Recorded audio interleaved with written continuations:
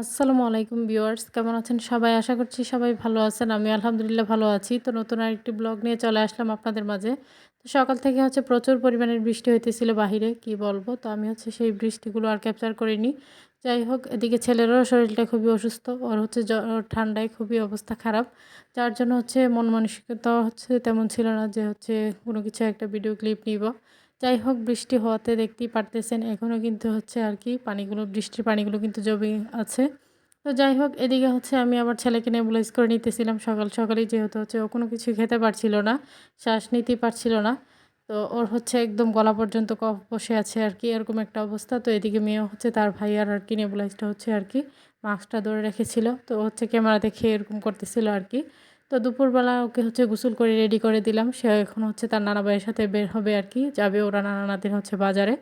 তো সে এখানে আর কি একটু ডং করছিল, নাচতেছিল, তাছাড়া পোজ দিতেছিল, এরকমই আর কি করছিল। তো বাচ্চারা কিন্তু নতুন ড্রেস পরতে তারা ভালোবাসে, আর কোথাও ঘুরতে যাওয়ার কথা শুনলে তো আরও ভালো লাগে তাদের।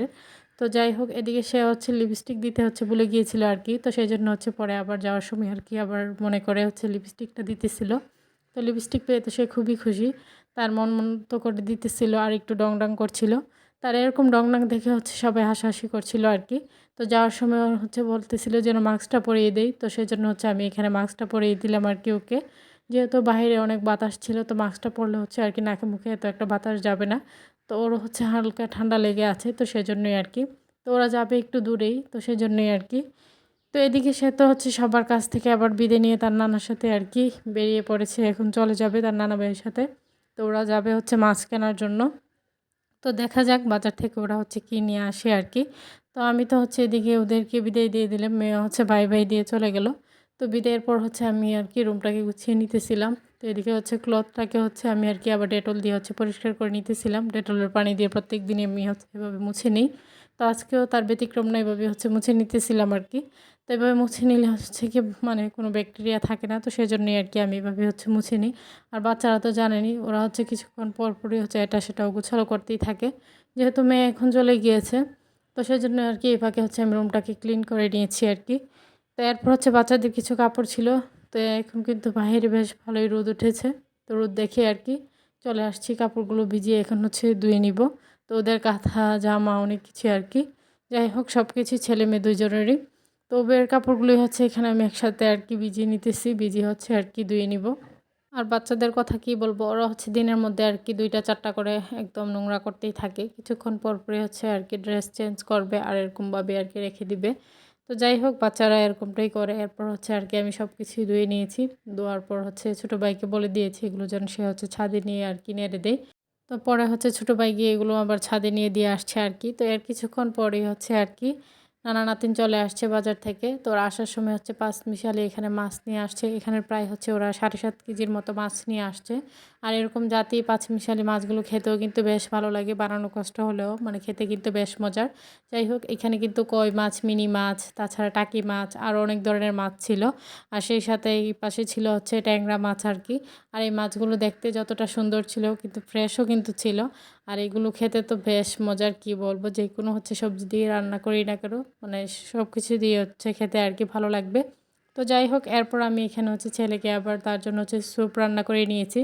তো এটার মধ্যে আমি আজকে আবার একটা মুরগির ডিম দিয়েছি আর কি। তো যেহেতু ও কোনো কিছুই খেতে পারতেছিল না, দানা দানা কোনো খাবারই খেতে পারছিল না আর কি। তো সেই জন্য স্যুপটাকে তাকে অনেক কষ্টে খাওয়ালাম আর কি। তো খাওয়াতে গিয়ে খুবই কষ্ট হয়েছে, ও কোনো কিছুই খেতে পারছিল না। যাই হোক, যেহেতু শরীর অসুস্থ, তো বুঝতেই পারছেন। তো এরপর সবাই মিলে চলে আসছি ছাদের মধ্যে আর কি মাছগুলো নিয়ে। তো কিছু মাছ ফ্রিজে রাখা হয়েছে, যেহেতু নরম হয়ে যাবে, তো সেজন্যই আর কি। যাই হোক, এভাবেই বানিয়ে নিলাম।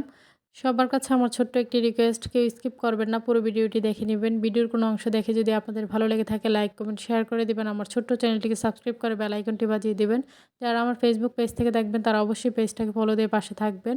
তো সন্ধ্যায় আমার একটা ফ্রেন্ড আসছিল, মানে একদম সন্ধ্যার আগ মুহূর্তে।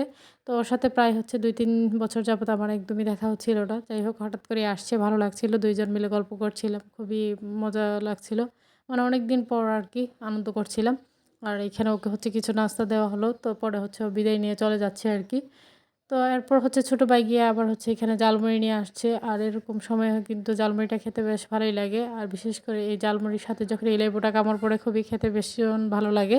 যাই হোক দিতেছিলাম সবাই মিলেই, খুবই ভালো লাগছিল। তো এই ছিল আর কি আজকের ভিডিও। তো সবাই ভালো থাকবেন, সুস্থ থাকবেন, আমার পরিবারের জন্য দোয়া করবেন। আশ্বিন স্যারকে দেখে সবাই মাশাআল্লাহ বলে দিবেন। সামনে নতুন কোনো ভিডিও নিয়ে আবার চলে আসবো আপনাদের মাঝে। সেই পর্যন্তই সবাই সাথে থাকবেন, সাপোর্ট করে যাবেন। বাহিরে প্রচুর পরিমাণে বৃষ্টি হইতেছিল সন্ধ্যার দিকে আর কি। যাই হোক বৃষ্টির ওয়েদারে কিন্তু এরকম খাবারগুলো খেতে বেশ ভালোই লাগে। তো আমি তো খুবই মজা করে খাইতেছিলাম, সে খাবে না। মানে মেয়ে হচ্ছে মুখে দিতেছিল না, তার নাকি ঝাল লাগতেছিল। তো এই পর্যন্তই। আল্লাহ হাফেজ।